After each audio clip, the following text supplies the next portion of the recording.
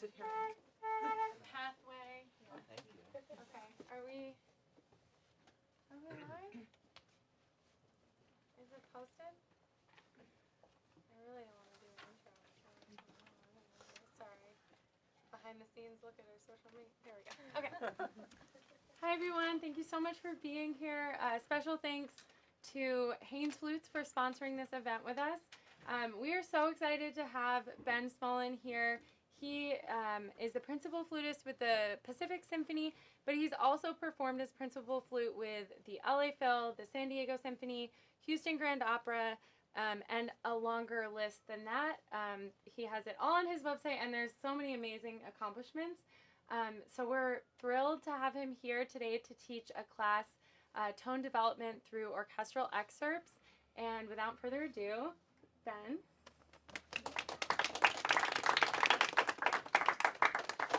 Hi, everybody. Thanks so much for coming out on Friday evening. So I'm so excited about this class. You know, when Haynes and the Flute Center approached me about doing a class here, they asked what I wanted to have as my topic. And at first, I was sort of trying to think about, well, what's been the most useful thing to me during my development as a flutist, and when I'm preparing for an audition, whether it's a grad school audition or a professional orchestra audition, what are some of the themes of the things that I have found that have been most helpful for me in getting ready for things? And the topic that I kept coming back to was this idea of sound and tone, because to me, of all the woodwind instruments, the flute has the most varied palette of tone colors of all of the instruments. And that's sort of what makes it very interesting. And to me, that's what drew me to the flute in the first place. And so I think for me, when I've approached things like orchestral excerpts from this vantage point of how can we make it most interesting and beautiful from a tone perspective, I have found that the most satisfying and also the most successful. So without further ado, let's get started with Grace.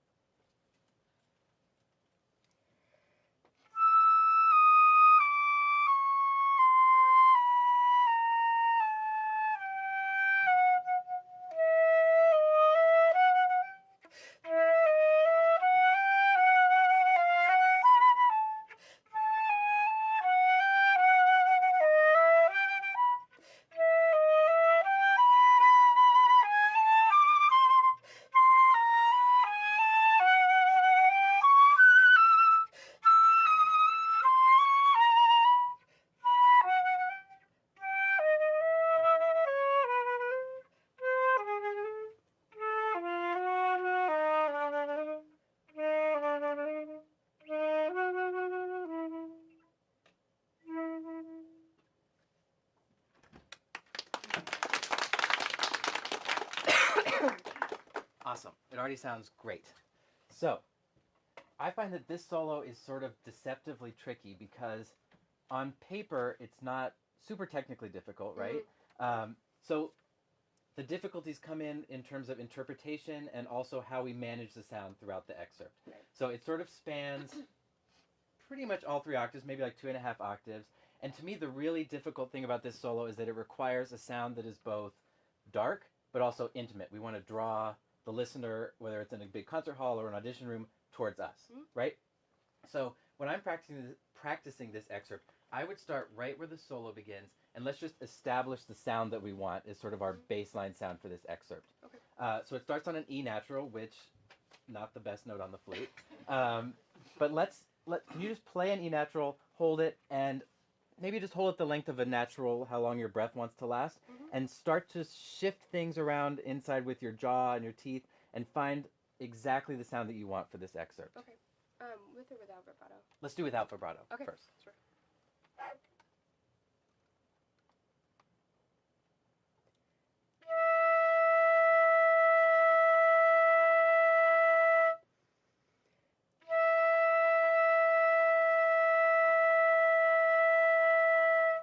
Awesome.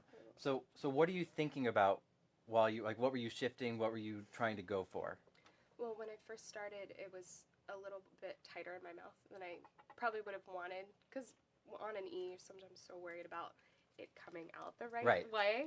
But then I kind of dropped my jaw and created a little more airspace in both sides. Yeah, great. And I think that's a great point because, as most of you probably know, the more fingers we have down and the longer the tube is, it's sort of not a great acoustical situation.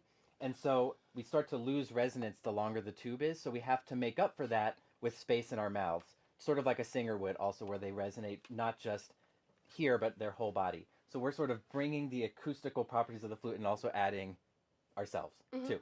And I think that's probably what you were going at in terms of finding space inside the mouth, right?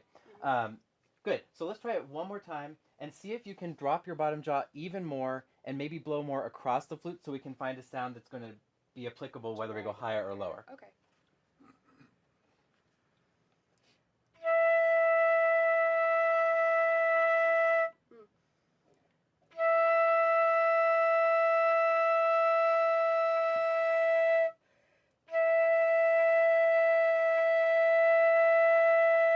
It's a little harder to get it higher. That already to me sounded Better. great Okay. from the very beginning, and then it just got better. Another thing you can keep in mind, I don't know if you already do this, but for E, I like to put the pinky on both the D sharp and the C sharp paddle. Interesting. It at least on my flute, helps acoustically with that note, and sort of clears things up a little bit. Okay.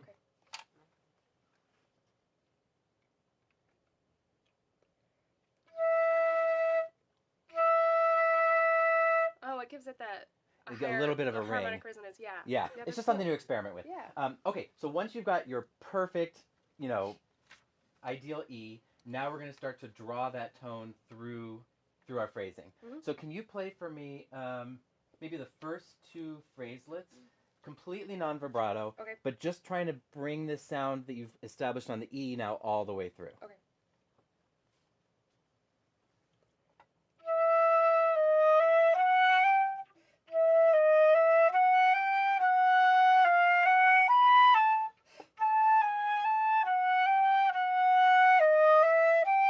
Yeah, that's great. Let's try the first phrase one more time. When you came back to the E, we got a different color. So just maintaining exact uniformity for now. But I love, because now without the vibrato, you're being very clear with where the phrase is going.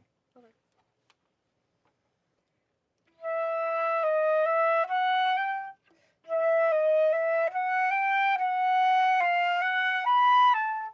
Yeah, now let's keep going from there. Okay. With or without vibrato? Still without vibrato. Okay. So now as we shift in from the second register into the third register, we want to see how we can keep it from getting shrill and keep it in this dark color that you've created. Okay.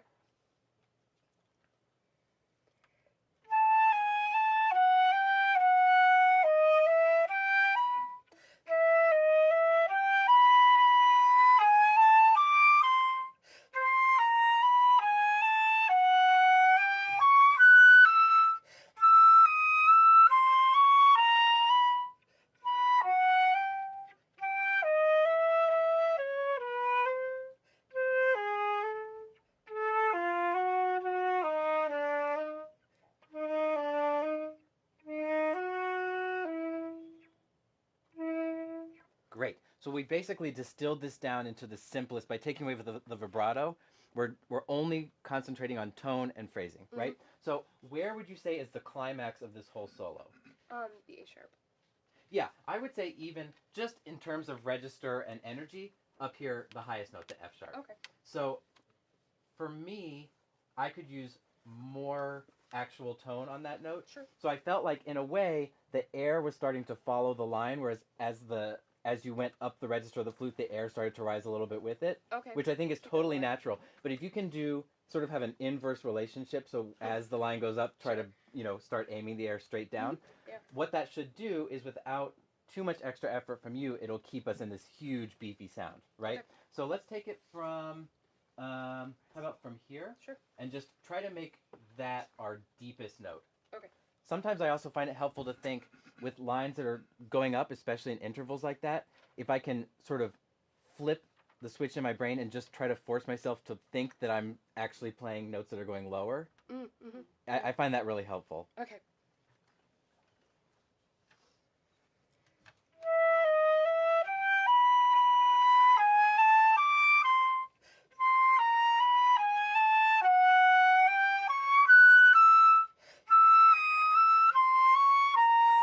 Yeah, that was nice because now I felt that the F sharp had the depth of the rest of it. Okay, so let's say that now you've gone through this on your own, however many times you feel like you've got the tone consistent top to bottom. If I were practicing this on my own for an audition, the next thing I would do is selectively add in the vibrato in a way that is very thought out. So I would say, okay, what's the most important note of each little phraselet? The appoggiatura. Yeah, the appoggiaturas. So we're leading to these on-beat dissonances, right? Right. So can you play, we don't have to do the whole thing, but let's do a couple phrases where you lead us to the appoggiatura and that's the only note that gets the vibrato. Okay.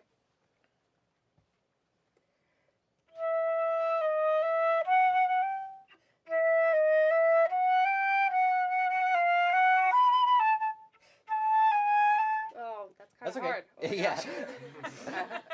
Oh, okay. All right.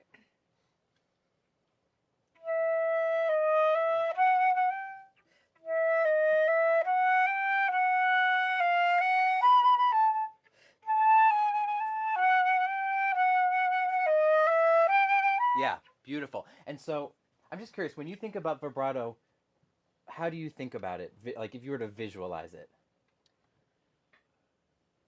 Can you explain that more? Like you know, a lot of people will talk about it like a sine wave. Do you think of it as going above the note, below the note, a little of both? So I think about vibrato starting in the core of the sound, but riding above the air, not necessarily deeper in the throat. I see. So Okay. kind of in the pitch, but it goes Right, that makes sense. holistically. For this purpose, since we're trying to get this really dark, intimate color, can you think about the vibrato actually dipping below the note and coming back? Because that way we won't get any sort of an accent on it, and it should deepen the tone as we go. So we get something like... I see.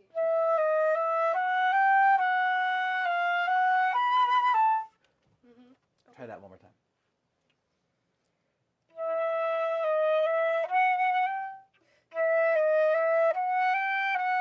Just on the appoggiatura? Yeah, just on the Okay, sorry. appoggiatura. Yeah.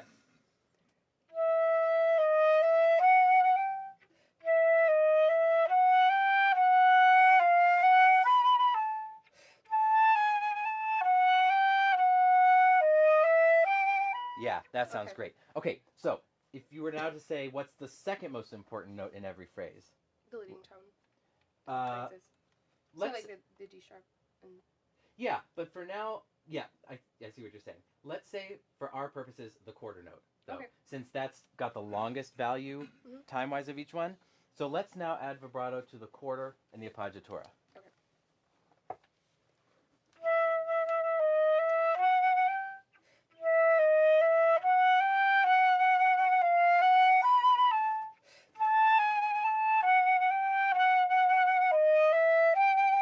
Good. So what's happening a little bit is as we add the vibrato in, we want to make sure that we still have that smoothness of line that you had when it was non-vibrato. So when I'm practicing this, I would go back and forth.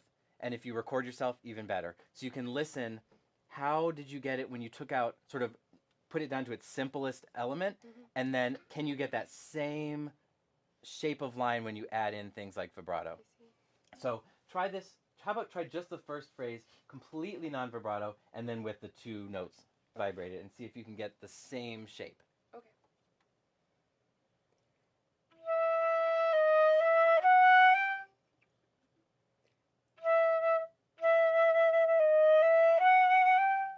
Yeah, that's great. I'm hearing a little bit of a bump on the notes with the vibrato. So again, I would not only think about the vibrato going below the note, but think of it, the note starts on a downward slope of a vibrato. Does that make sense? Yes.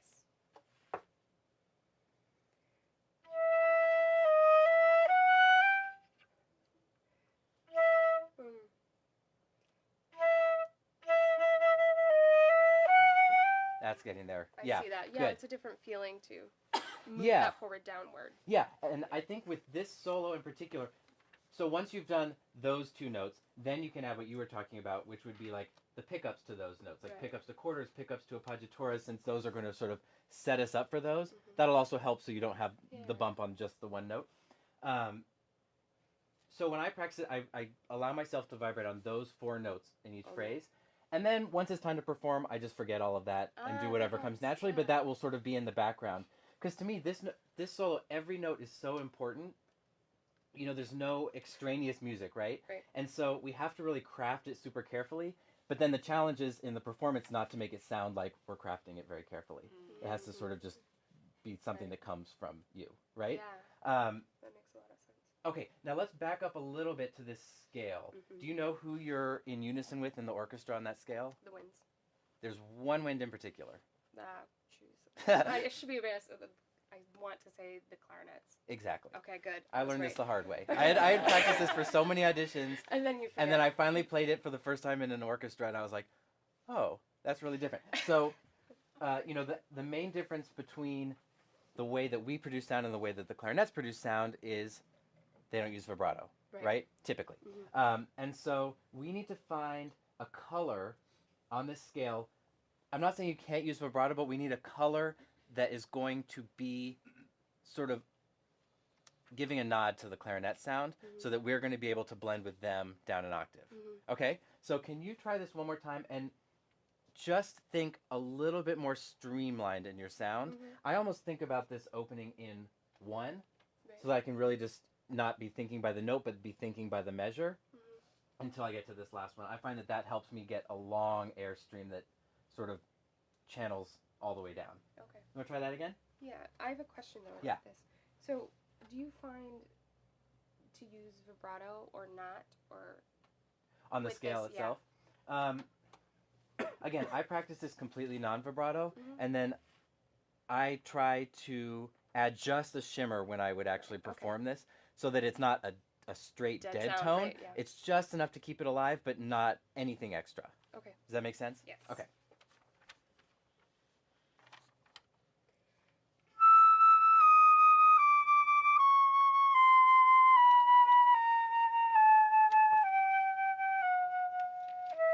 Yeah. Okay. Good. Sorry. Try once without vibrato and really think about this in one. So it's going to be like a wheel is turning and that we just sort of da da da da da. So it's all just one continuous stream of air coming out.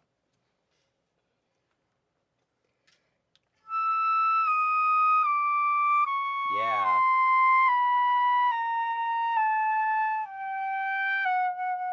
Okay. I thought that was gorgeous. That made a lot more sense. And now, if you can just add just the faintest glimmer of vibrato, I don't even think you need much at all. Okay. But I think that way you really preserve this line. And also, you know, the purpose of this scale is we're up in the third octave and we're descending into this sort of dark, intimate solo, right? So this is really all just transition to get us from this musical idea to that musical content, right?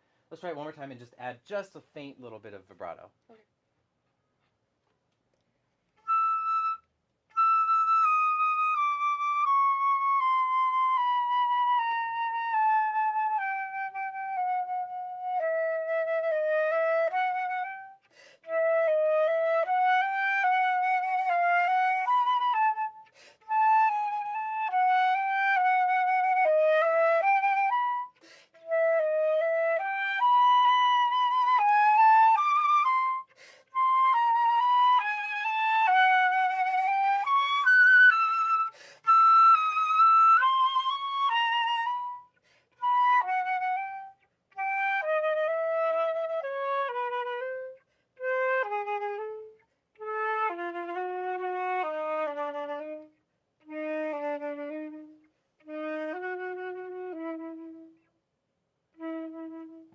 Beautiful.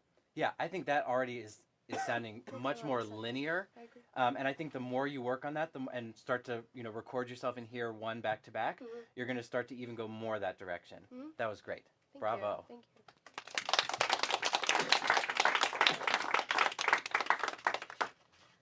Oh, time? Okay, cool. Sorry. It's fine. You sound beautiful. Okay. Thank you.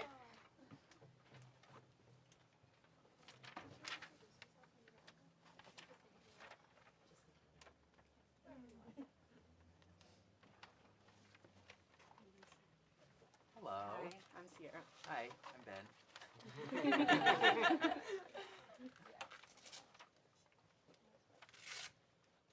So which one do you want to start with? Carmen. Okay, awesome.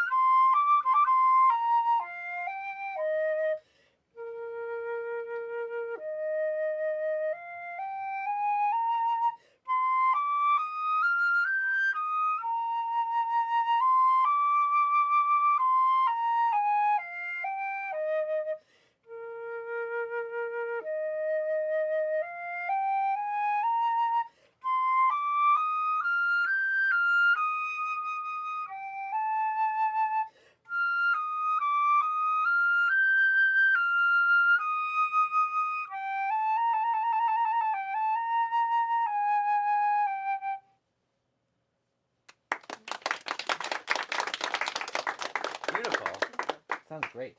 So this one, I find that the one of the challenges of this is we want a super smooth airstream, and we want a sound that is going to be spinning all the way through the second and third octaves, right? Mm-hmm. And I think that you are doing great, especially with the first one of those. It was so smooth as glass, which is really challenging, especially, up here. That sounded great. So I think what we can work on is this idea of spin in the sound. Have you worked on this concept before? Do you know what I'm talking about? Like with the vibrato or just... It's with a number of things. Vibrato will be one of those. So when I'm working on something, I always think about there are a number of different categories that we can use to change our sound, both emotionally and technically. So we've got airspeed, we've got air direction, we've got vibrato, and then subcategory of vibrato, we have amplitude and frequency, right? And so there are all these different factors that we can change up to change both the color and the emotional content of what we're doing. So in terms of spin, to me, what that would mean would be a slightly faster airspeed from our diaphragm and a slightly faster, narrower vibrato also. Does that make sense? Mm-hmm. So let's try just like, I don't know, do you have a favorite note on the flute? Maybe in the second octave? No. Okay. Mine's A, so let's take A. So just play a middle A. Try it just how, like non-vibrato, just play an A. Yeah, beautiful. So that is like textbook gorgeous flute sound, right? But it's just sort of flute sound that's sitting there, right? Mm-hmm. So now, in order to get it to go out there, imagining we're in like a 3,000 seat hall and you want to play up to the top row, let's now close the embouchure hole just a little bit, so that creates the air going out faster, still non-vibrato, and let's try that.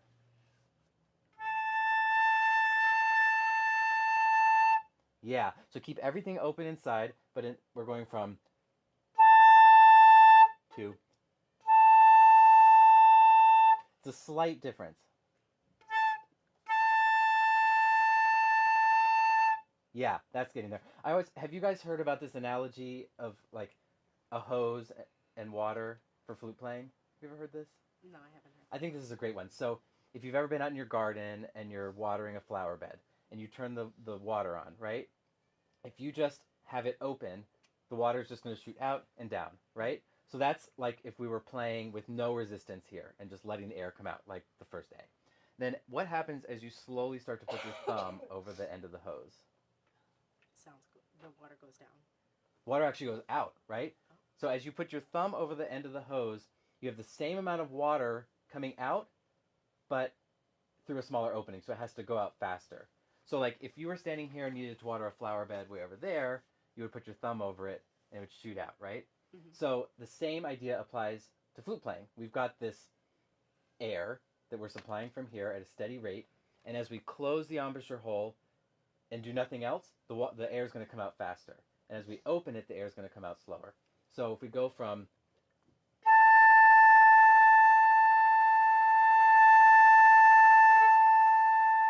it's the same note, same pitch, I hope, and everything, but all that's happening is I'm closing the embouchure hole while keeping everything open inside, so the air shoots out faster.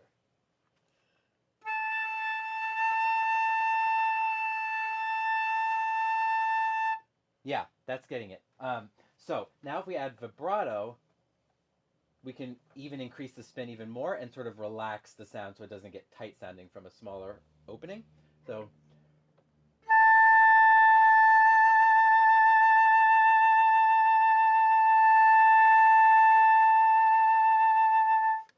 want to try that?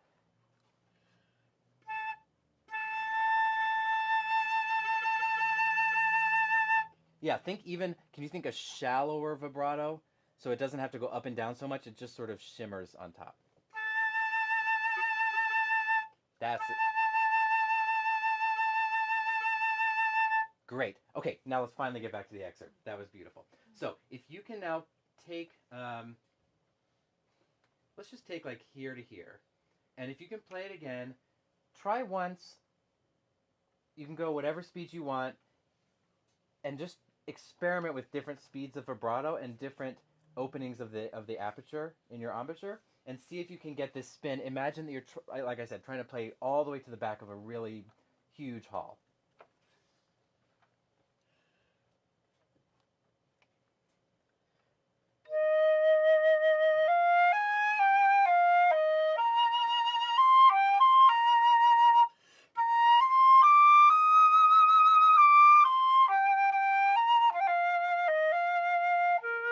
Gorgeous. Did you guys hear a difference with that? I thought that sounded great. Okay, now, next layer of challenge. That was beautiful. Let's call that mezzo forte. And now let's knock it down to piano. So can you get the same energy and the same spin in the sound, just with less? Okay.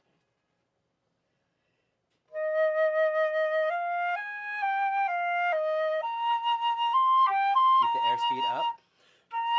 Just make the hole smaller.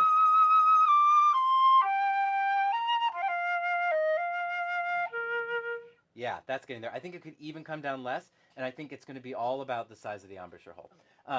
So this is sort of like if you've ever heard the term like soloist's piano, this would be what you're talking about. A piano that's going to give the impression of piano, but is going to reach all the way to any seat in the hall, right? Okay, so let's try now this next phrase that goes all the way up. See if you can keep the embouchure hole small, but get all the way up to that B flat and sing that note as well.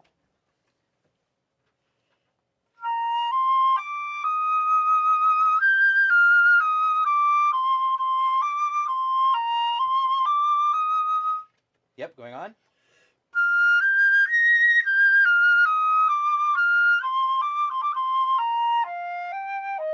Yeah, gorgeous. Also, like I had an alternate finger for the E, one that I would use here for the B flat that I find really helpful is the B flat thumb. One, the ring finger. Wait, now I'm thinking about it, I can't remember it. Yeah, first trill, ring. It's going to feel really weird at first, but it's going to be sharp if you play it. Yeah, so as is, it's very sharp, but if you can get... It allows you, because the regular B flat's a little bit stuffy and a little bit low, right? So you have to automatically bring in tension to sort of push it up. With this note, you can relax to bring it down, and I find that helps us stay open all the way up and over the top. Just try, if you can remember, I know it's a complicated one. If you can remember, just trying like a few notes around it.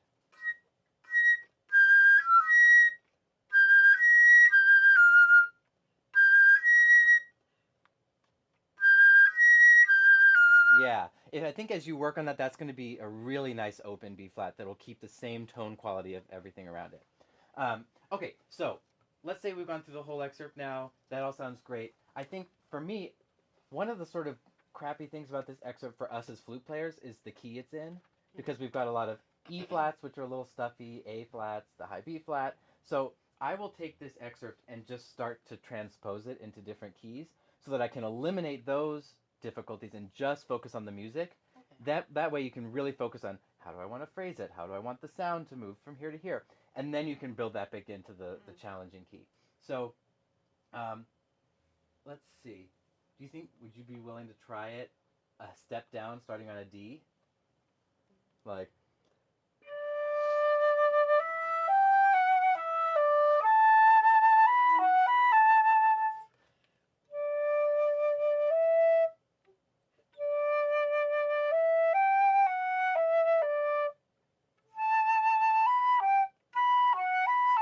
There you go. Yeah, so just D major. Try it one more time now that you got the notes.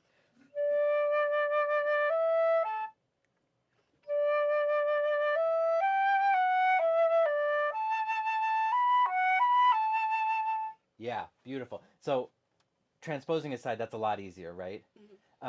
So I would take the whole thing, put it into D major. Then you could knock it down again, put it into C major if you want. And you're going to find that it like I said, allows you to focus on sort of what's important about the excerpt and worry less about the limitations of this. Okay. Right? Okay, great. Any questions? Do you have any tips for this section coming down? Oh, yeah. So she's talking about after the solo's over and then... It becomes a duet. With? Clarinet. Yes. So it becomes a duet, but sort of a lopsided duet because they have the melody and we don't, right? So for this, I think that's a great question. So we've had this beautiful singing sound here. Here we want a sound that, again, still spins, but we want to sort of take the meat out of it so that it's really going to defer to the clarinet. So I would say here, like if you were using more of an ah syllable here,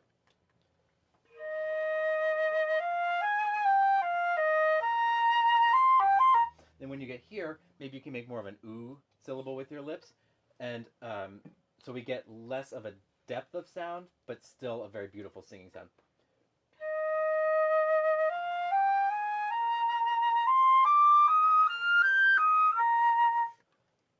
Okay. You want to try? Play just the opening like bar and a half, and then try to get a totally different color here. Go for extremes for now.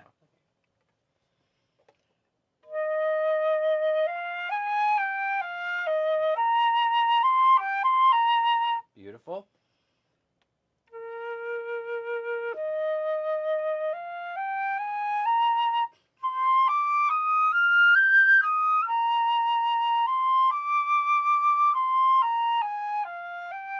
Yeah, that was great. And I think what you started to do instinctually that you can do even more of is one of the variables I mentioned that we can manipulate is air direction. So you were doing very beautifully in the opening, your air going straight into the flute. So you could experiment more at rehearsal A with sending the air straight across, which you started to do, but I think you could do even more of. Okay. So that it's less in the sound and more just sort of this shimmer on top. Because that's really what the solo is right there. Yeah. Right? Mm-hmm. Cool. Okay. Let's go on. What other excerpt did you bring? Prokofiev. Ah, great. Okay.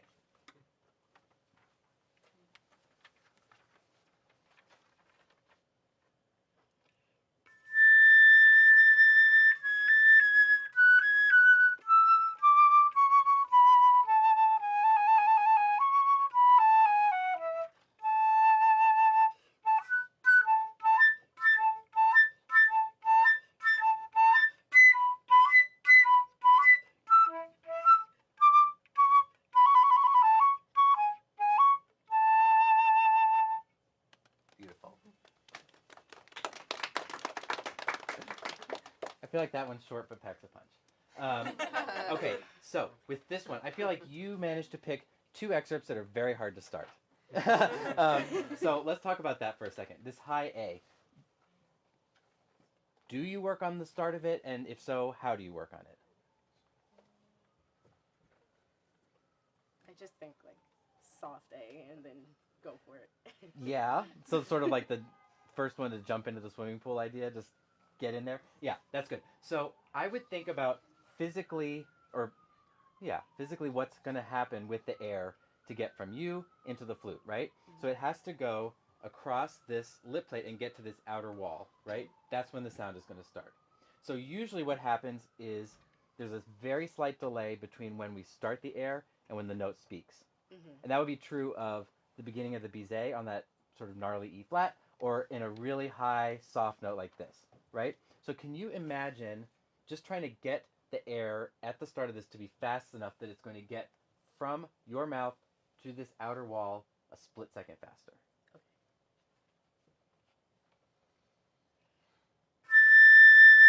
Good. Now can you do it without a bump? Good. And now half the dynamic. Yeah, there. And now just open up just a little more inside to bring in the resonance that you had before.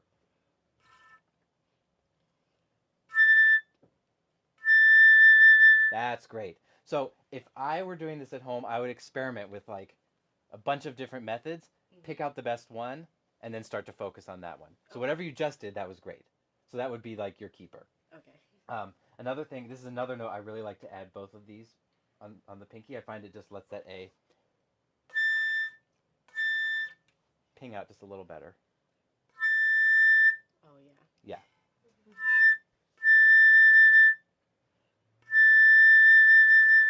Gorgeous. Okay, now, the next thing we need to work on is, so let's say you've got the A started, now we're working through. It's really just a fancy A major scale, right? With a few little twists and turns here and there. So we need to give it a little bit more shape for my taste. So I think ba-da-da-dum, ba-da-dum, I would lift off of these a little bit more and then craft each of these staccatos in bar 2. We don't want them pecky, but we want them to have some sort of three-dimensional shape. So I heard like, they were a little bit like this, and I think you get,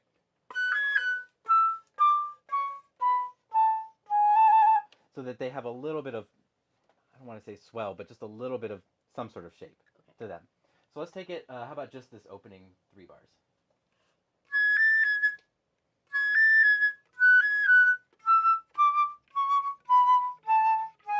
Good. Can you make them a little shorter than that and still keep the shape?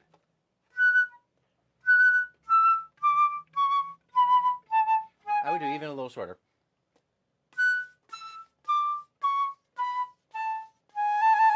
So the idea is that these are all light, and then we arrive at the trill, and that's sort of a heavier note.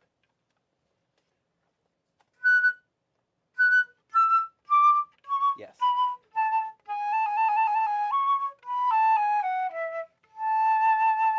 Gorgeous. Yeah, so now we come across the second really big difficulty of this excerpt, right? Mm-hmm. So what is the challenge with this next section, the triplets?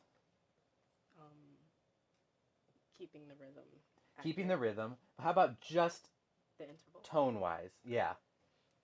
Where we have these big leaps, right? So we've got sixths, octaves, octaves, octaves, octaves, right? And we need to somehow maintain a good integrity of sound through both. And to add to that, he started us off leaping up to an F sharp, which is not the greatest note on the flute, right? Mm-hmm. So can you play for me the same thing, the same notes, but pretend there's a fermata on the first one, and then we're just going to sort of set it, think about what you want to do, and then go up to the F sharp. It's like...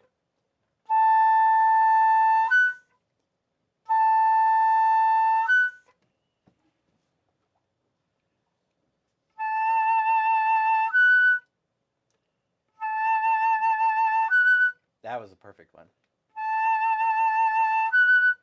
Good. Now try it with the second one. So starting on the F sharp and coming down.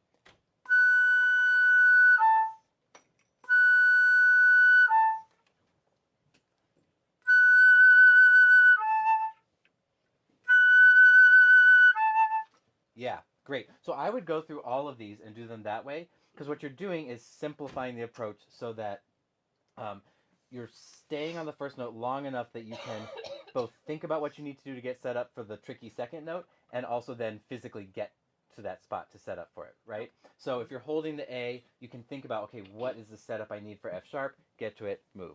And that way, when you start to shorten it back to what it actually is, your muscles just know what to do. Mm-hmm. So try it one more time. Let's keep it long.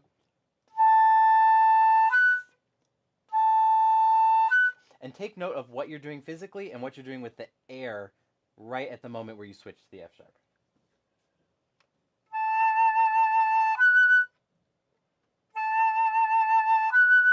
Good. Don't make the second note too long, because that's cheating a little bit.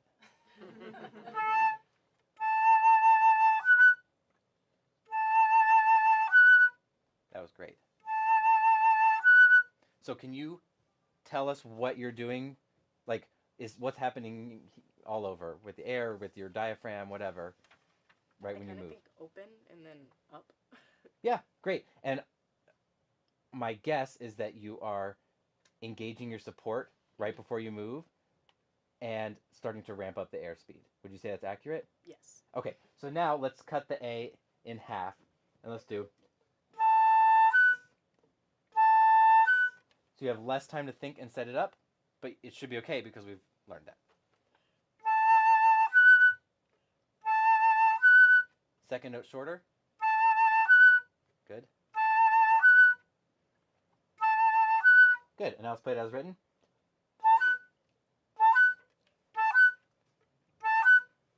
Yeah, great. So I think a lot of these little details in terms of support and sound production come down to, flute is different than string instruments or a lot of instruments because so much of what we do is internal. Mm-hmm. And we can't see it and teachers can't see it, so a teacher can't automatically see what's going on inside your mouth or whatever and analyze it. So a lot of it comes down to guesswork, and the only real way to get it is to feel it, right? Mm-hmm. So what we're doing is trying to slow things down, force yourself to feel what it is that's going to get you the results you want, and then teach whatever muscles and things need to be in place and where, right? And so that was great. So now let's put that into context a little bit. Let's start on the trill and then get into this. So see if you can get into it and then do whatever you just did to get that leap perfect in context.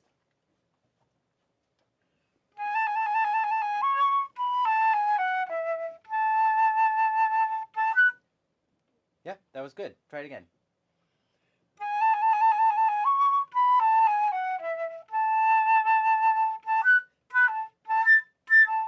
Good. And so if we had unlimited time, I would say let's go through every single one and do exactly the same thing. You know, the A is not so hard. The B starts to get a little trickier. E is a little gnarly. But you can do the exact same thing just to figure out where you need to be at each point and what you need to do to get between them. Okay. Does that make sense? Awesome. Beautiful job. Thank you.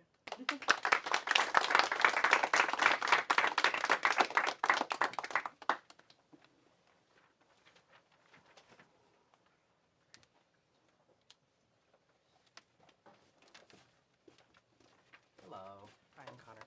Hey.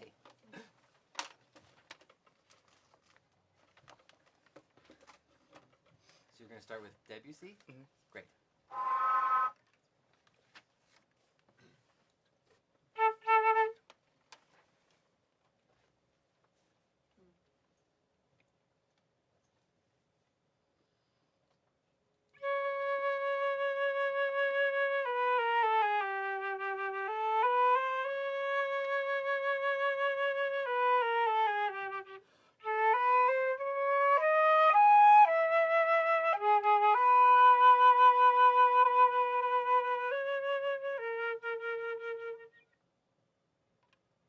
Beautiful.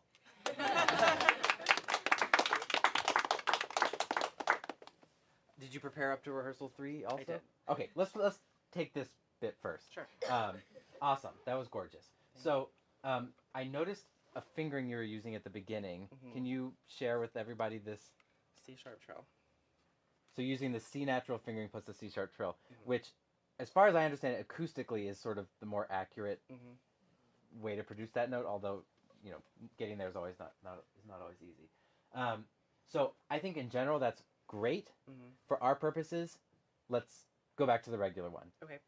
So with this opening, I think one of the things that makes it so special, you know, I was talking at the beginning about how one of the things that I love about the flute is that we have so many different colors we can make, especially in relation to other wind instruments. But, you know, Debussy was sort of the first to really exploit that and figure out what are the unique colors the flute makes, particularly in the low register, this sort of husky, airy quality. And so for that reason, I've gone back and forth about this, but I like to play this opening with the open C sharp because I think that he would have been aware of the particular sound that makes, and we're going for something that's really open and sort of disembodied almost. And I think using that gives us a really solid, accurate opening C sharp, but to me it's just a little bit too real, if that makes sense. So can you play the opening C sharp, just regular C sharp, and find a color that's going to give us this sort of, I think of like pastel brush stroke, something really not too technicolor yet.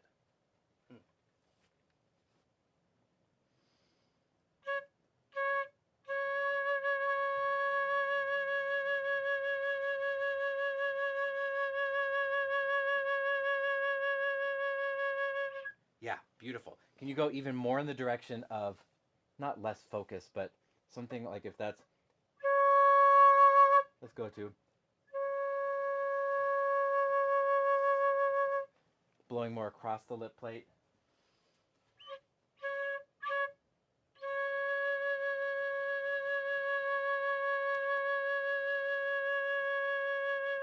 To me, that's now a really special color. Sometimes if I'm at home alone and nobody can hear me, I can't believe I'm going to do this now, but I will just say, I will pretend that I am a beginner who's never played the flute before, and then sort of start there, and then to get just enough set up here just to get it to not sound like a 5-year-old. Sure. But to me, because it's always, I think that one of the challenges for us as flute players is ironically doing less. We often do more than we need to do. And so a lot of it is about disengaging muscles rather than engaging more muscles. So I'll start with nothing.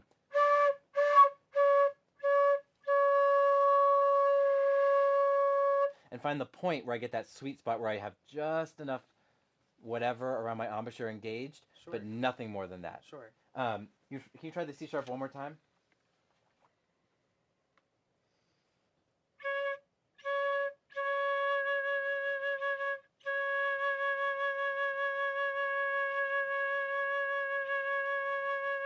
Yeah, I really like that.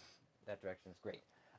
Okay, so now if I were you, the next thing I would do, and that I'm going to ask you to do, is play this solo only on C sharp. Okay. So just playing.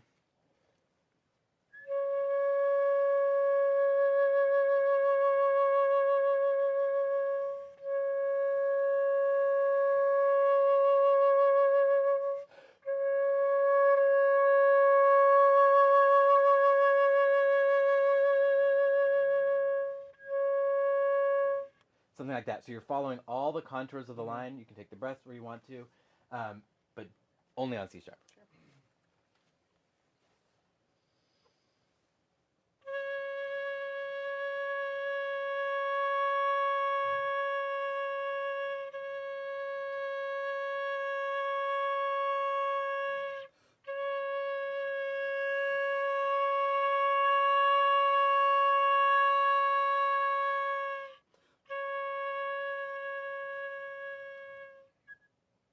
Yeah, great. So a little weird, but I think it helps us get the contours of the line. It also helps us figure out what colors of C sharps we want throughout the line.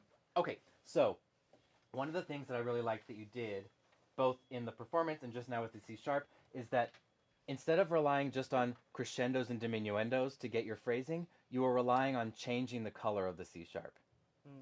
So like when you were thinking about going down to the G, for example, I heard...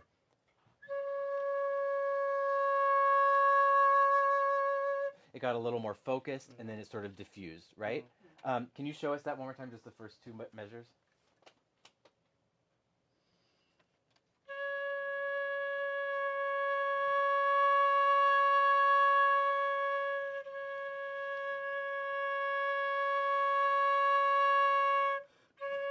Yeah, gorgeous. And what are you doing to achieve that? With the air, with whatever? Which way? To get to the more focused sound from the basic sound you start with. Dropping this and aiming down. Dropping your jaw and aiming down. Okay, that makes sense. So I find, one of the things with this solo is that air is a big problem, right? Even if we take the breath somewhere, a breath somewhere, it's not the most friendly line for us to play because we're using a lot of air on these open notes. Sure. So to me, one of the, I don't know if I'd call it a cheat, but one way that we can sort of help ourselves and still achieve a musical line is to focus more on phrasing by changing the color rather than crescendoing and diminuendoing. Does that make sense? So like if I were to play...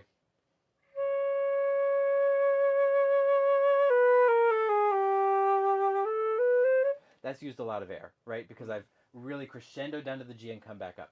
Whereas if I can do the same thing with minimal crescendo and use mostly that change of color, we get the same effect for a cheaper price in terms of air.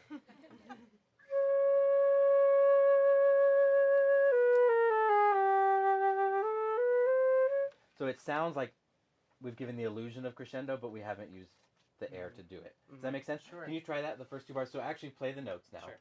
But don't think of any crescendo at all, just what you did with the C sharp, focusing it a little bit and coming back.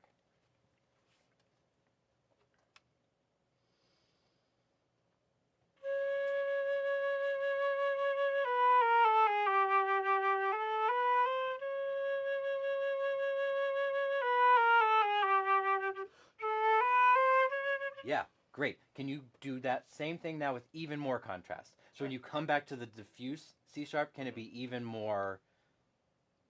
I think having air in the sound is fine. Sure.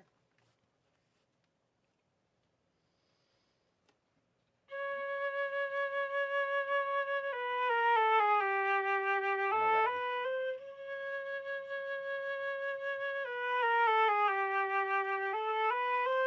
Yeah, beautiful. So to me, that's a way of achieving the same effect, but you're going to end up with an easier time with the air. Sure. Now, for the very start of the C sharp, what are your goals for that? Hopefully in tune. Yeah. Hopefully with no bump. Yeah. Hopefully with the vibrato right away. Good. And not So- the Celine Dion effect. What's the Celine Dion effect? From nothing. Well, start with nothing. Ah, I see. then just- Okay. Yeah, we don't want that. Okay. Good. So that was great. And now let's take it from... So those were all great technical things about the opening, right? Now just musically or emotionally speaking, we basically just want it to come from nothing and sort of arrive, right? So if you can take all of those things that you talked about, which are all correct, put them in the back of your mind, and now just think about how you want the opening to sound. Do you tongue the opening? I do. Try not. Okay. Just as an experiment. Sure. I like just starting with, because like if I find that the tongue means that there's a definite start to the note, and I would rather have sort of not a clear start. So like this would be tongued. Right, so the air starts, the sound starts as soon as I release it, release the air with my tongue. If I start without it, you can get a little bit more illusion of sort of a slope rather than a step. Sure. Can you try both for us? Try the way you were doing.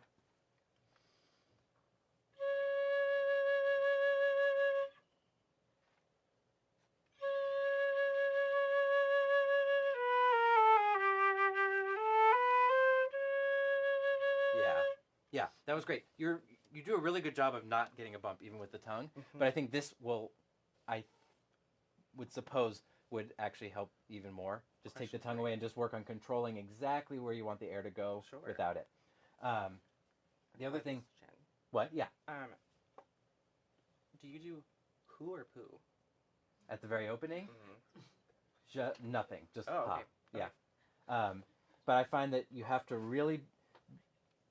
This would be a time when I would like put on Netflix and just practice starting this like 50,000 times, because it's a little bit mindless. But what we want is to figure out where exactly does the air need to go, what shape do I need to listen, because you could still use no tongue and still get right that if you're not aiming it exactly right from the beginning. So I would sit there and just figure out what am I doing with the air and the shape that's going to get that smoothness that we want. Sure. Can you try just do a series of them and figure out what's going to give you the smoothest?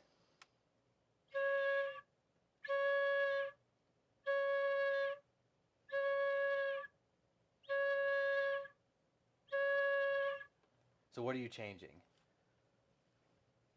Great question.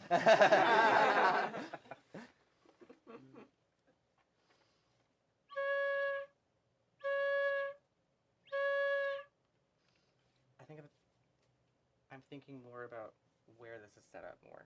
Yeah. Yeah, and you can experiment with starting the air aimed a little bit lower, a little more across. You can maybe think about starting more like you said, like who, and then moving into ah, like wah, wah, something like that. And just experiment with these, and you could even exaggerate them a little so you can really hear them very clearly. Yeah, so my takeaway for this excerpt would just be, it's all about C sharp. Whether you're practicing held C sharps, practicing the whole excerpt on C sharp, practicing starting C sharps, we want the perfect color and start to our C sharps, right? Okay, so if we move on, can you now play first from 2 to 3? Sure. Okay. Here, I think it would be appropriate to use your C sharp. Oh. Because the beginning, we're the only thing going on, right? There's nothing competing with us. We can't be drowned out, so we could be as soft and wispy as we want. Once we get to rehearsal 2, there's more stuff going on, right? And now, if you think about, like, I don't know if you've ever seen the ballet version of this, but, it starts and the Faun is just waking up and he's stretching, and so we're trying to conjure this sort of half-asleep idea. Once we get here, now the Faun is sort of moving around, getting into trouble, whatever. There's more activity going on, right? So for me, musically, it makes more sense to use that fingering here because we want more presence, and we also want musically to be more, we want it to be more real now, if that makes sense. So, go for it.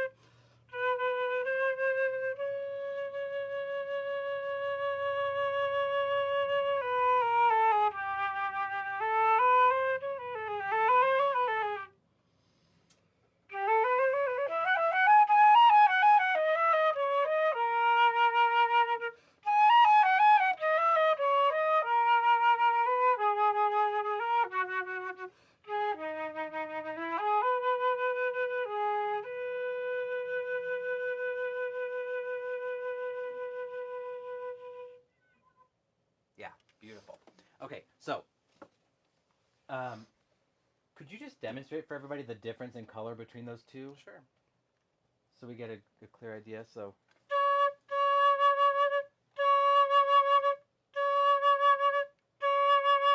Yeah, you're actually really good at matching those, which is great.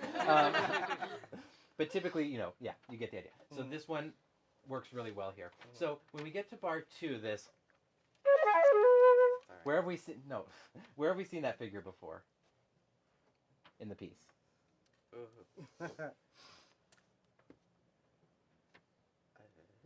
So if I played it under tempo.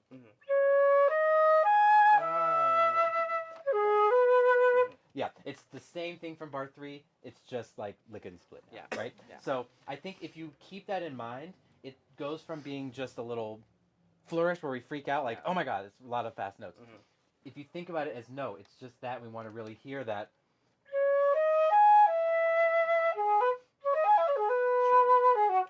For me, that helps technically because it keeps things under control.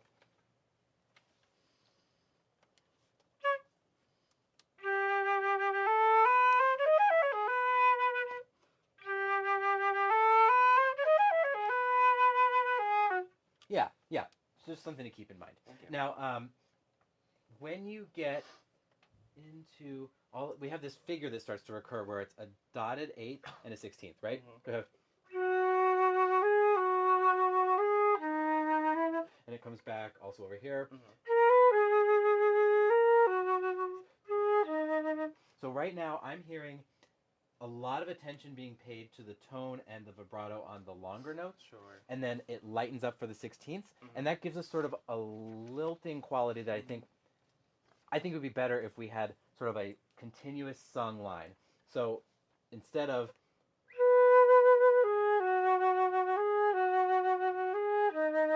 if we can really pay more attention to the 16th.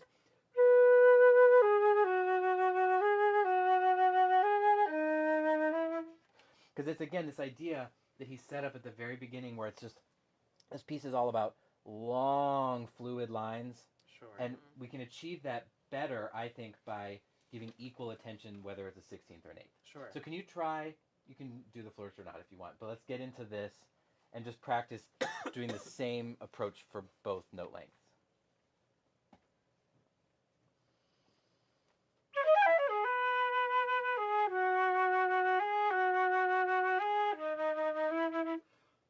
Yeah, that was good in terms of volume. Now I would even, if you can manage to vibrate the 16ths a little bit too. Oh, okay. So it would be as though this line were just, as though you were just holding a continuous note. You wouldn't change the vibrato in the middle, right? So imagine from your diaphragm up to here, we're just imagining that we're playing a straight note, and then the fingers are just moving, right?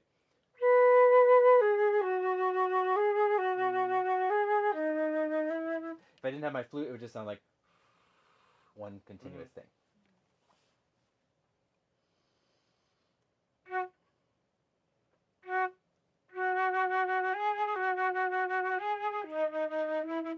Good. And now don't accent the 8ths.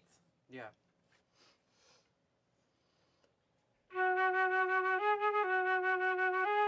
Yeah, that's it. Great. That's it. Okay, good. And now, final thing I want to talk about with this one, we have, particularly from 2 to 3, we have a few spots where we have these long notes, right?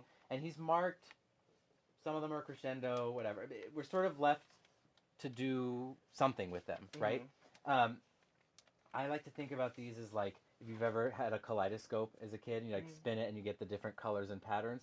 This is as though you're holding like an A here, for example. We don't just want to hold one color A. Sure. We want to sort of see it as though we're spinning it and looking at it from different angles and seeing all these different colors. So like,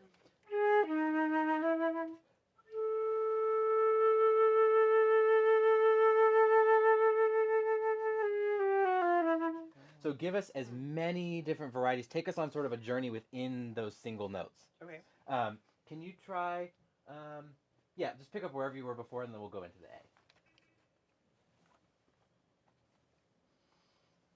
Start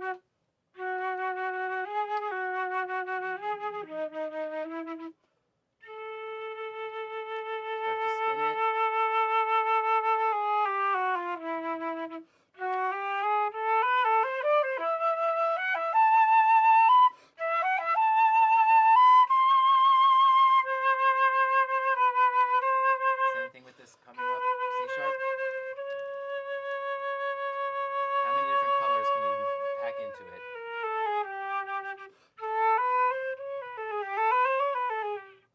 That's it. Good. And then let's get to the very end of this. So same idea as before, paying attention to the 16th as much as the dotted eighths. And then now, at this last held note, he gives us a little more direction. He says, overall, we need to diminuendo. So can you start with a more warm present color and then fade us out into like a cool, lighter color?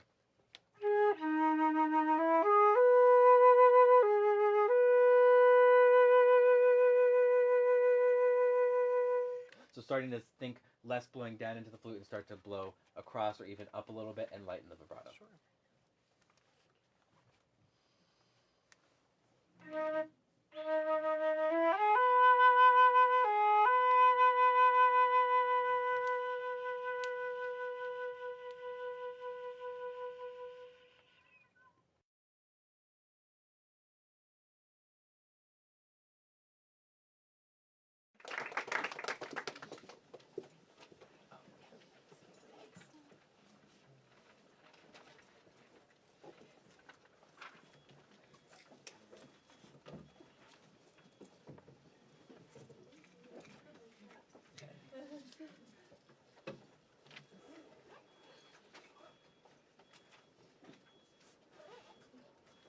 Hello.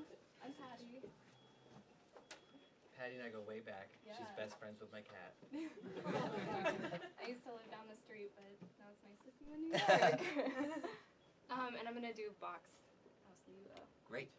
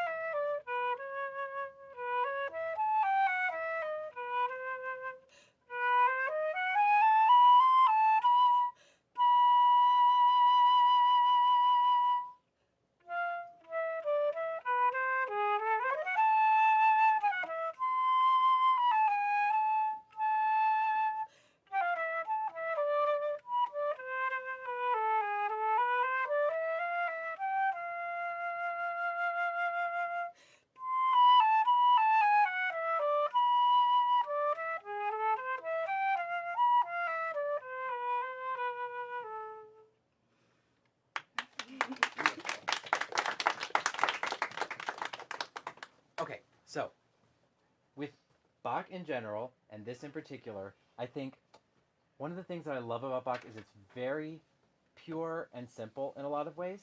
In a lot of ways not. But, so, you know, like with the Brahms 4 excerpt, we were talking about having this dark, intimate color that then is manipulated as we move up in the register of the flute and based on how the line moves. Here, I think it's even simpler. We have this opening statement, and then we start to move through harmonic sequences, which is sort of, you know, classic Bach, right? Mm-hmm. Same musical material moving up or down by step. And to me, the way that the sound changes in this excerpt is dictated by that harmonic progression. And so I think really all of the answers are written into the music, even though he puts no dynamics whatsoever, right? So we can use that and to have an informed decision for what we want to do ourselves. So before we get to that, let's start with this very opening where we want to have sort of our ground level tone that we're going to set the tone for this whole excerpt, and then we're going to change it around. So, do you know what's going on beneath you in the orchestra with this? It's like all of the winds are just like da, da. Exactly. Da. It's like an organist just Yeah. playing chord, Yeah. chord. It's not the most interesting thing, but I think he's basically just giving you a skeleton to play over and to do what you want, right? Okay. So let's get this very first interval just exactly how we want it. So we've got an upbeat A that we want somehow to lead to our first downbeat, right? So let's see how we can connect it and also get a sound that is both deep and rich, but again, also an intimate sound.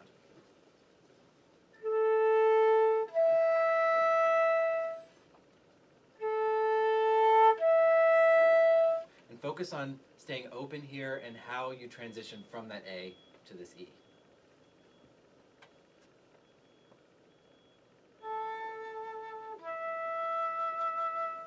Good. And how you shape the tone is also going to affect how we hear the motion of it. Right now I hear a shape, shape, and I want them to be different. So the A is shaped towards the E, and then the E can do what it wants.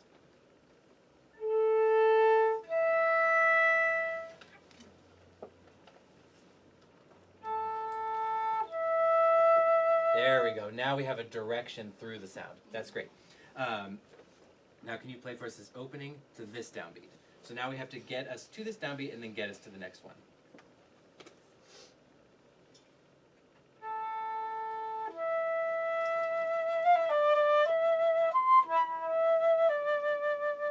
Good. And just like we did with the Brahms again, I would practice this completely non-vibrato. You know, probably if we were being really period, whatever, we would not use much or any. I wouldn't say you shouldn't use any, but let's at least practice it. So I think this idea that vibrato's okay, but we don't want vibrato to be the driving force behind our phrasing or our emotional content for this, right? That should be in place already, and then if you want to add a little shimmer on important notes, that's okay, but it's not necessary to what we're doing musically. Okay. Does that make sense? Yeah. So if we set it up first without that as sort of a crutch, then we know we're creating without it, our music, and then we can add it a little bit. So let's just get...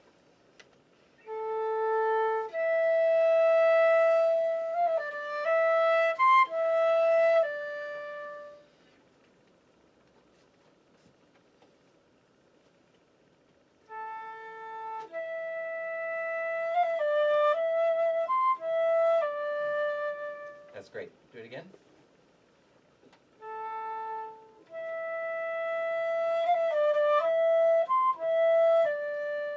Good, and then just a fancy scale all the way down.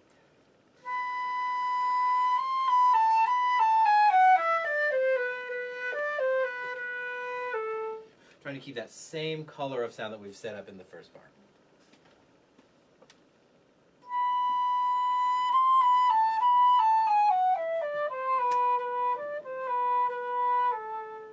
Great, now place the whole thing together.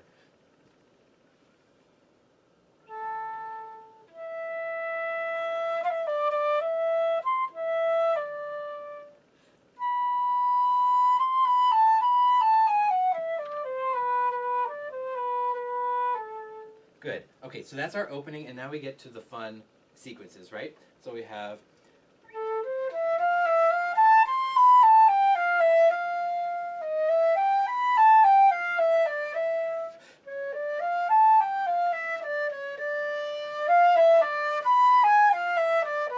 So the first three, what's happening? Are we going up or down? I was thinking more of almost like blocking them. So this is like one dynamic for the first one, like a slightly louder for the next, and then like slightly louder for that one, and then like leading to the B. So I was thinking more of like just like blocks. Yeah, I think blocks is totally appropriate. But let's shift from thinking about dynamics as sort of like volume on a knob and start thinking about color and emotional content. Like, is it getting more animated, less? Is the color getting warmer, cooler? You know, things like that. So we're really communicating as opposed to executing instructions that we've given ourselves. Does that make sense? Yeah. So from what you're saying, we'd go from bar 1 and maybe turn the heat up a little bit to bar 2. So we want something that's going to be maybe a more spinning sound, a warmer sound, a richer sound, maybe even more for this one. Is that what you said? Or maybe less for this one and more for this one? Whatever you said. Let's try it from here, though, and just think about it in terms of color and emotion rather than, you know, levels of volume. Yeah.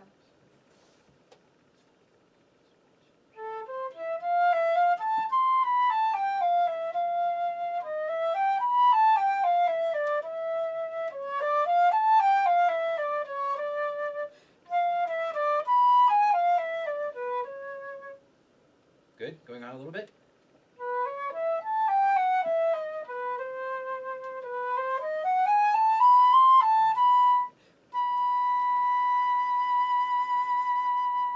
Good. To me, that was beautiful, but I couldn't tell you which way you were going. Okay. So try it one more time, and you were talking about this idea of blocks. Does everyone know what she's talking about? Like, this idea that Bach doesn't really use gradations of dynamic or Baroque music, and we would rather do it by step. I think that's what you're talking about, right? So since we're going to do that, they have to be very clear steps, as opposed to very subtle changes. I would be a little less subtle. Okay.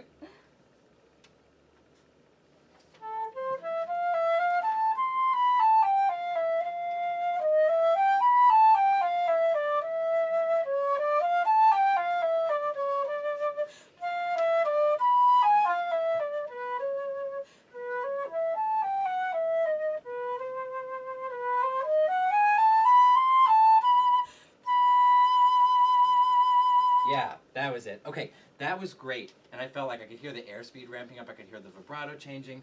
Now, let's try it and also focus on jaw placement and air direction so that as you heat things up, we're also digging into the sound a little more. So maybe you start with something a little more like cool.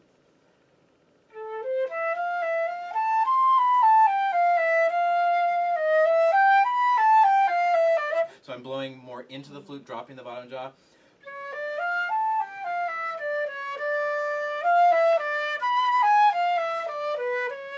When we go back to cool, we start to blow more across.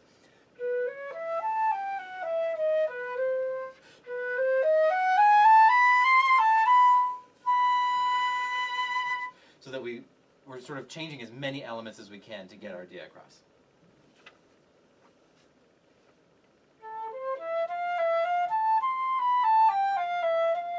Air down, bottom jaw lower.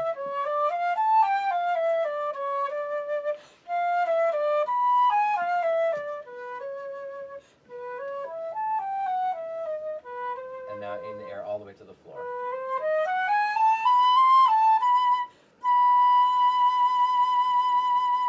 Good, going on.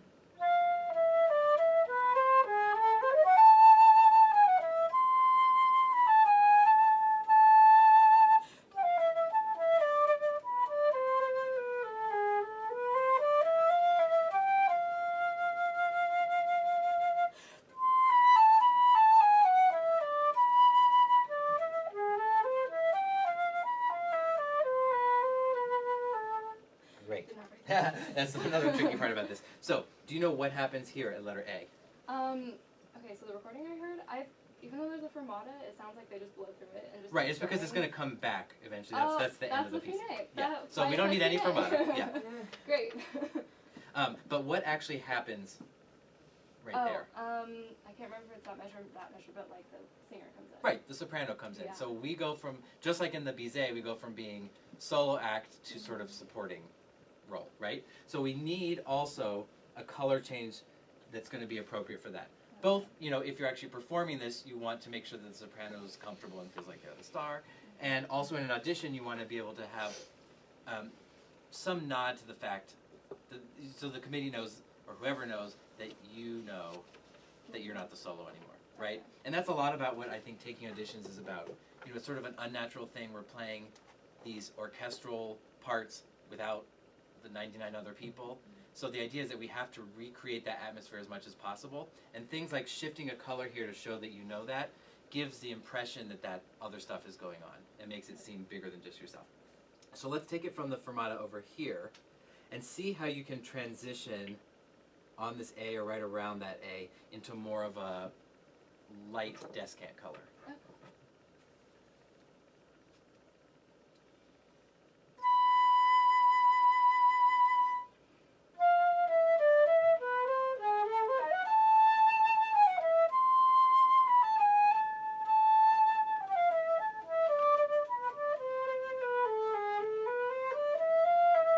Yeah, good. Play for me just this bar 14. I think you're still, this is going to help with the air also.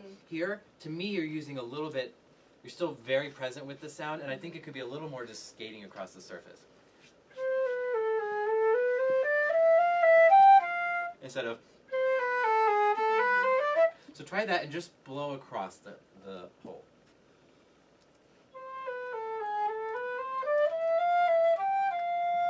Can you go even more to that extreme?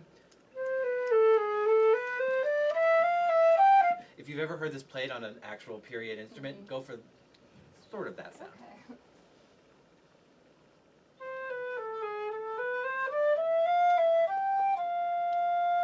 And then keep that sound here, just very sweet.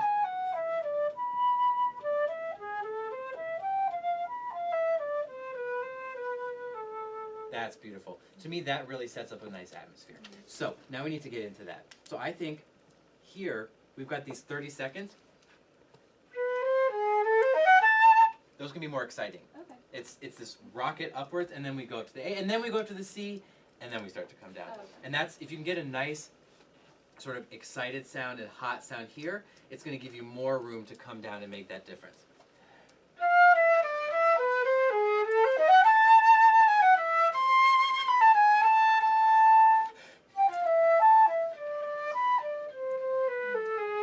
Right? So let's take it just somewhere around there.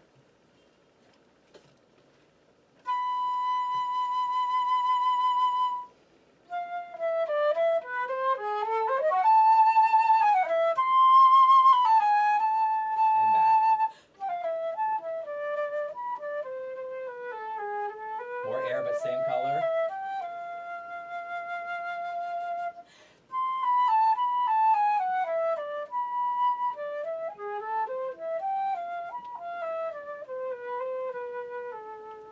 Nice. Last thing I want to talk about, you've got a great color here now. Could you guys hear the difference, the shift to it? I think it was really nice. Now, just like I was talking about with Ciera and the Bizet, we need that color now to project more. Okay. So if you can get the same thing, I heard like,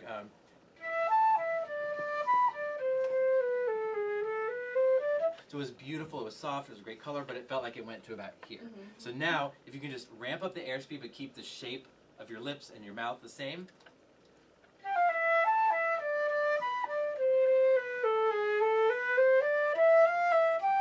So again, we give the impression of piano, but we're really playing in a way that's going to go out into a hall. How about just from A?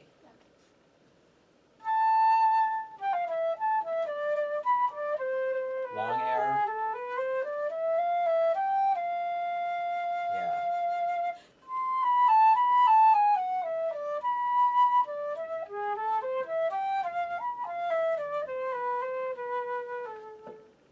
Nice. Beautiful.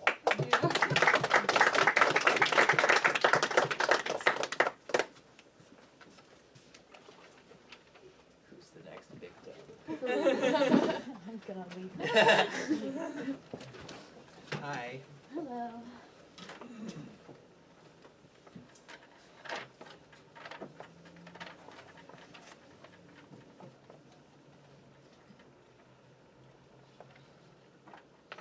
Daphnis? Yeah. Great.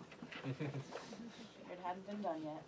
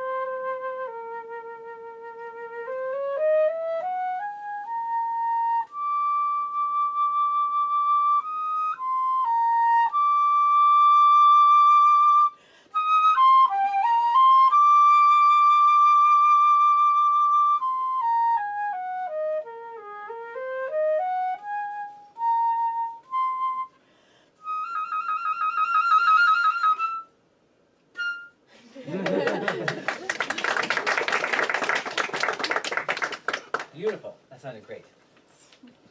I have to admit, I have a little bit of PTSD with this solo because I played it 10 times with the orchestra last season, and anyway, I'd be happy to never play it again. But it gave me a lot of time to think about it, so lucky us. Okay, so I think this solo is so interesting in the way it's constructed because it looks very complicated on the page, but it's very logical how it's done. So we've got all of these different rhythmic values and note values and everything, but really the skeleton of this is very simple. So, for example, this first phrase, what is the key note of that phrase? G sharp. G sharp, right? So we have G sharp, a few notes, G sharp, a few more notes, G sharp, a few more notes. And then we move on to the next phrase, and then we have a C sharp, right? And we have 1, 2, 3, 4, 5 of those. Where do we go from C sharp? To B. To B, and we have literally a million of those. And then if we were wondering if B was the center, we're like, oh, I don't know. And he's like, and gives us a lot of those. Okay, what's our next tonal center? Right? And then? A sharp. Right? And then our final one? D. D. Right, so we have 1, 2, 3, 4, 5, 6, 7 different notes, right? And so, to me, the key to getting this solo to be just absolutely captivating and keep everybody's interest for the whole, 2 whatever minutes, is to figure out how can we make every single note, like these G sharps, for example, at the beginning. We don't want to give the audience 3 identical G sharps, right? We want to give them 3 totally different G sharps. In Faun, we were talking about taking that held note and looking at it from different angles and different colors. This is going to be the same idea, but instead of 1 held note, we've got 3 separate ones. So what I want to try is, could you just play us sort of your baseline beautiful G sharp?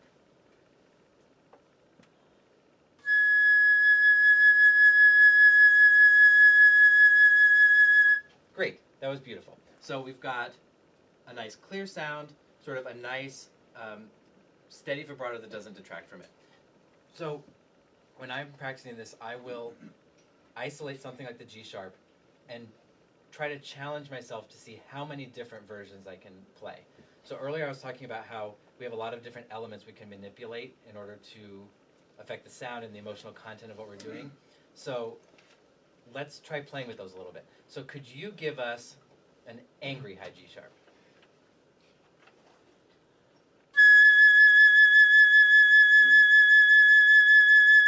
Good, and how about a lonely G sharp?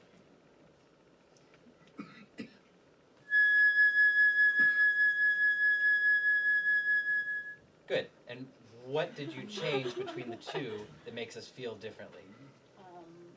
Say airspeed would be one of them, the Mm-hmm. dynamic, and then the amplitude of vibrato. Yeah, so the angry one, what was different? What was the amplitude? Much wider. Yeah, I would say it was much taller Yeah. and much faster. Yes. And then the lonely one, you sort of smoothed it out a little bit, made it slower and more part of the tone. Right? Okay, now give us like a joyous G sharp.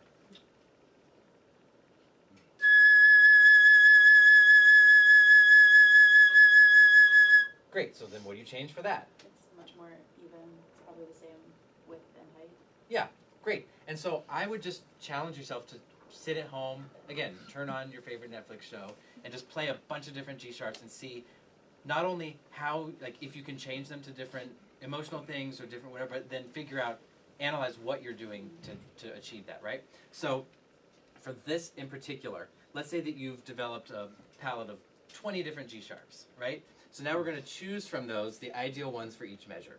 So do you have an overall scheme for how you want these to be phrased? Like, do you want each one to get louder? Do you want the second one to get softer? Or I think each of them getting louder.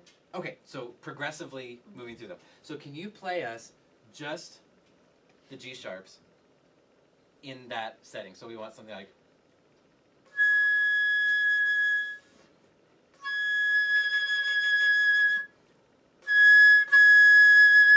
something like that.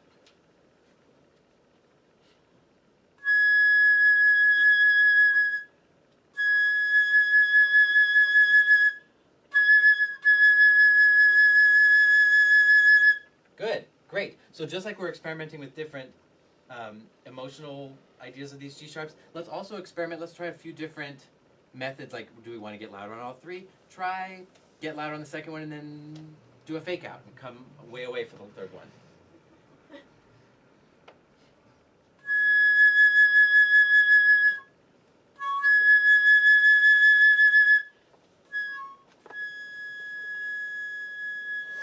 Good. So that's another option. Now try maybe getting softer on the second one and then going back to the third one.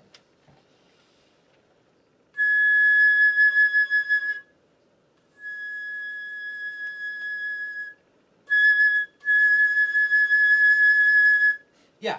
Or you could try diminuending through all three. I guess there aren't infinite possibilities, but there are a large, finite amount of possibilities. So I would experiment not just with the notes themselves, but then also try all the different possibilities and see which ones speak to you.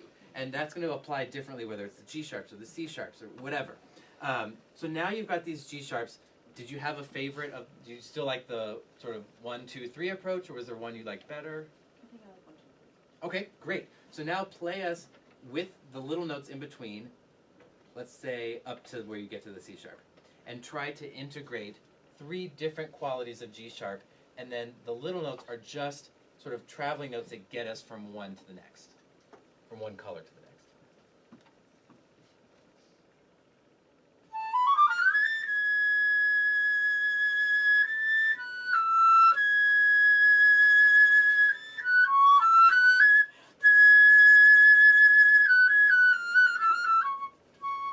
Good. Can you be even more explicit with it? So after this first one,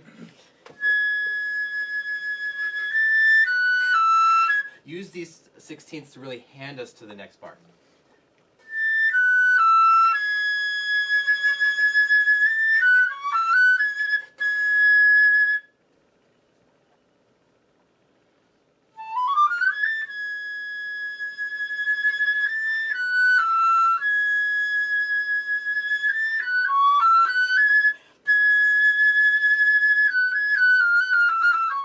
Yeah, that's it. That's beautiful. So then we would do the same exact thing on the C sharps. And then the difference being that we have 2 different octaves of C sharps.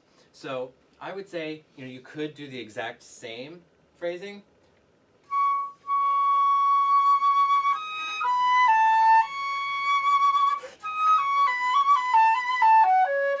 Where you have 1, 2, 3 again. Or maybe you've set it up 1, 2, 3, and then you do, this is the time to do a fake out. So maybe 1, 2, and we're all expecting 3, and you give us. So pick one of those, and let's start here and get to 177.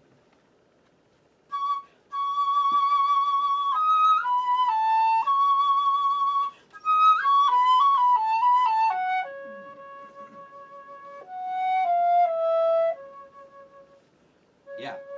Yeah. One more time. Even clearer.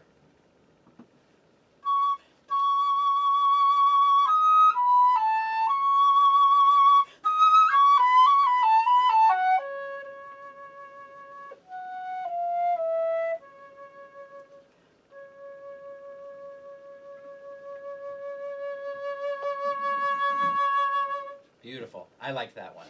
And I felt like you executed it really well, too. So, we don't have to do this now, but the idea would be that you would then go to all these other different pitch centers and figure out the same thing. How do you want to organize those? First, they're your skeleton, and then fill it in with all the other notes, right? Now, the beginning and then this ending here, the sort of tail here, one of the things that's so difficult is that it's very high and very soft, right? And just like with the Bizet, we want a sound that's going to spin without being...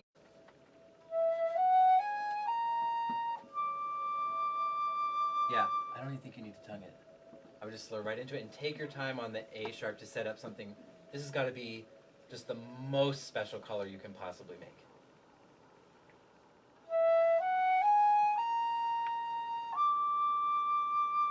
That's getting there. So what do we need to do physically to achieve that? If we're trying to make a sound that soft but still clear and ringing. Once your air's ready. Yeah, we want, it would be like if someone put a candle right here and you're trying to get the flame to bend over without putting it out. So we need a airstream that's long and steady but not bam, right? So that's one trick. And then also we want to make sure that there's a huge amount of space in our mouths, which seems a little counterintuitive. But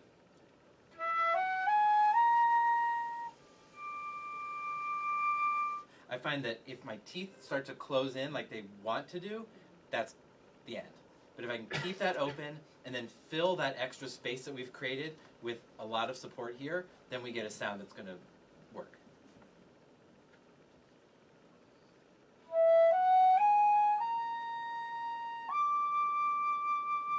That's getting there. Just trust it. Try to almost make it so it's not going to speak. Yeah.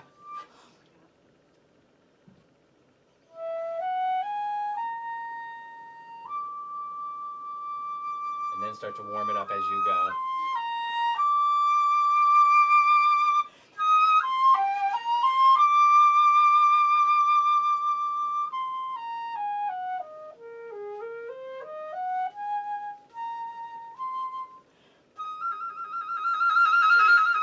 Great. So I think this is one of those things that it's like, the way you played it before was great. It was fine. It was what was written here.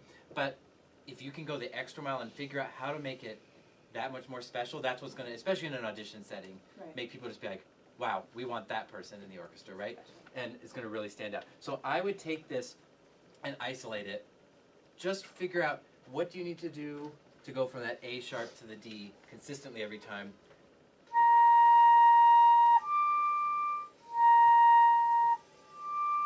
Figure out what works, what doesn't, and then once you find what works, train those muscles, just like overkill, right? So try just that.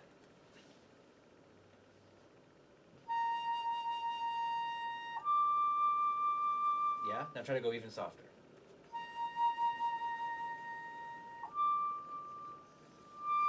That's okay. I think aiming for that side of things is better, and then figure out what can you do just to give it a little extra gas.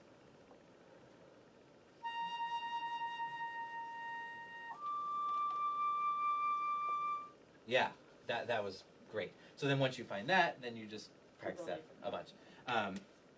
Great. And then we've got our final 3 Ds, which continue building. Any questions about this? Awesome. It sounds gorgeous. I think we'll do one more. There's like 4 more minutes. We'll do something fast. What else did you bring? Bach, we just did it. That's okay. Go for it. I might repeat myself. I don't know. Just like play back the tape.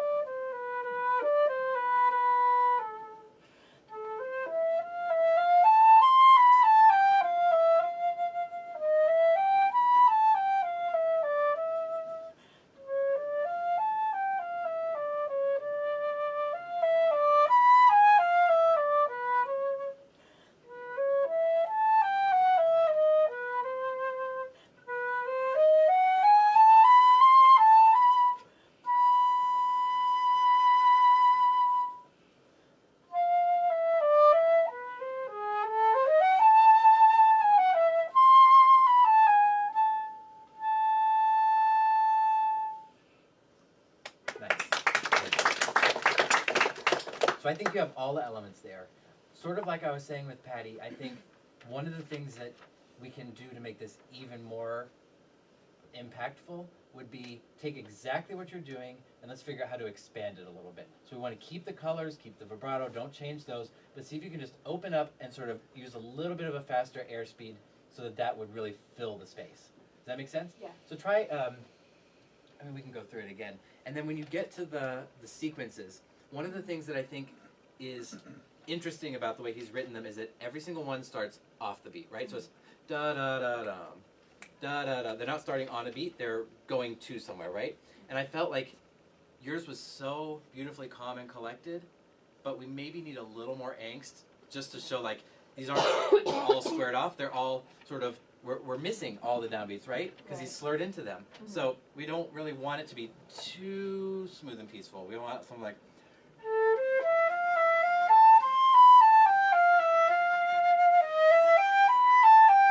So we're really scooping up along with the line so that that shape is preserved. Does that make sense? Yeah. So let's try it again with those two things in mind. Can I stop you for one? Sorry. I think even the way you breathe is going to really impact how it reverberates in the space. So I'm seeing sort of, I think you can drop your jaw more, Okay. set up the support with that breath, and then use the tightness that you get when you breathe that into your diaphragm to propel the phrase out. Yes.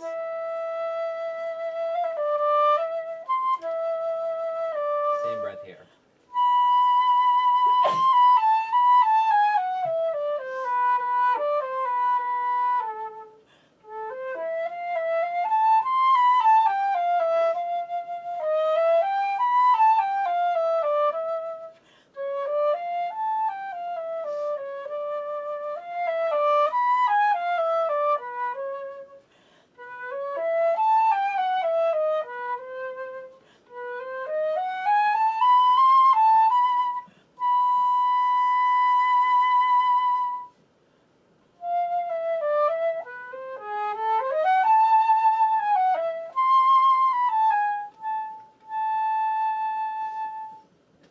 I thought that was gorgeous. Yeah, really nice. What did you guys think? That made a big difference. Bravo.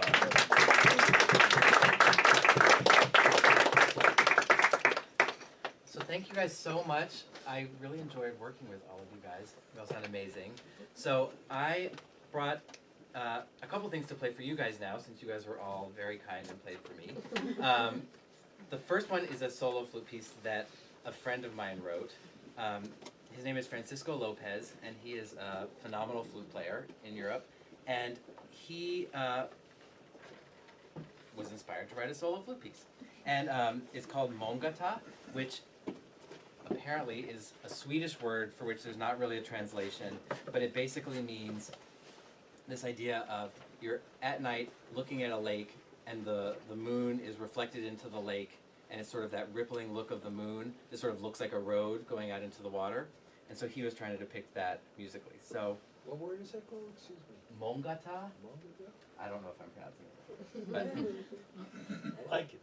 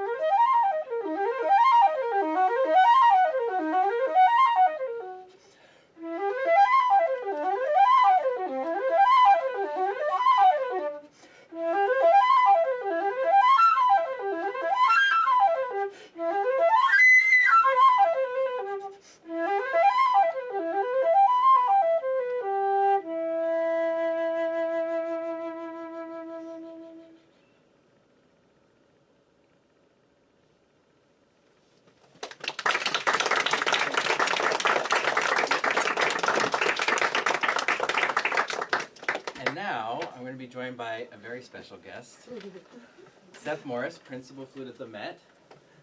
Hi.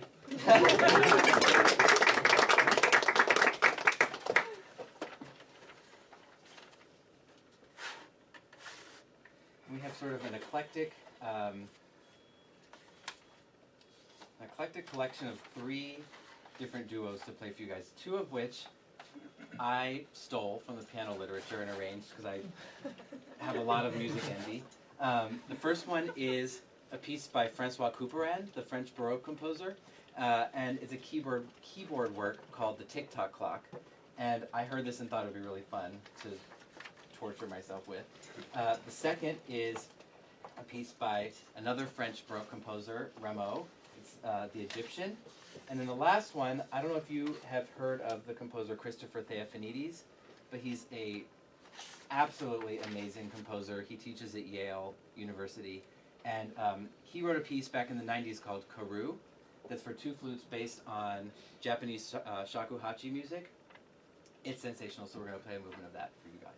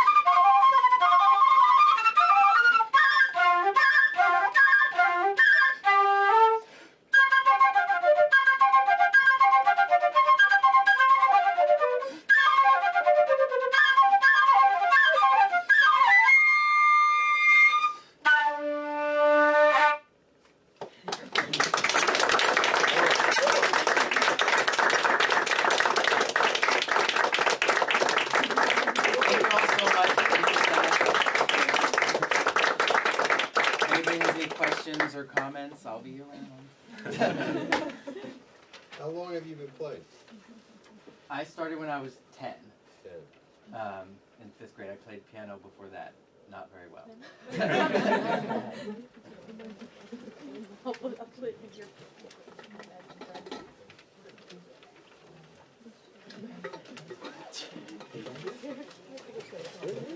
Thank you all for coming, and thank you so much. Thank you. We're so happy that we had such a nice audience this afternoon, and we did live stream it, so if you want to go back and watch the class, please go ahead. It's always, will be there up on our Facebook. Feel free to share with your friends and fellow flute players. And yeah, we hope to see you at our next event, which I think